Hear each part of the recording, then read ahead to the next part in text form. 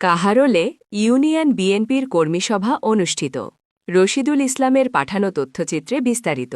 সাধারণ বার্তায় দিনাজপুরের কাহারোল উপজেলার ৪ নং তারগাঁও ইউনিয়ন বিএনপির আয়োজনে ১২ ডিসেম্বর শুক্রবার সন্ধ্যা ৬টায় আসন্ন ত্রয়োদশ জাতীয় নির্বাচনকে সামনে রেখে ইউনিয়ন বিএনপির ভারপ্রাপ্ত সাধারণ সম্পাদক মোহাম্মদ জিল্লুর রহমানের আহ্বানে ইউনিয়ন কমিটির জরুরিভাবে এক আলোচনা সভা অনুষ্ঠিত হয়েছে।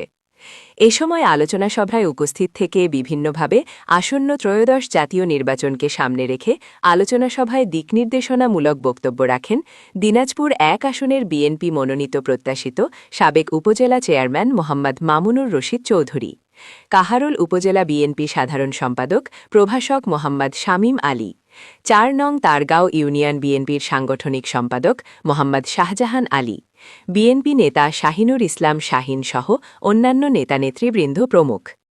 আপনি যদি কোনো প্রমাণাদি পান যে সৈনিক লীগে সে আছে, তাহলে ভাই অতি বিলম্বে আপত্তি নাই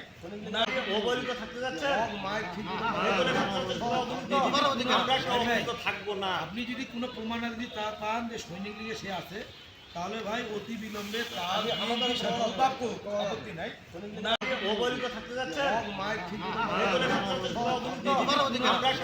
থাকবো না। আপনি যদি কোনো প্রমাণাদি পান যে সৈনিক লীগে সে আছে, তাহলে ভাই অতি বিলম্বে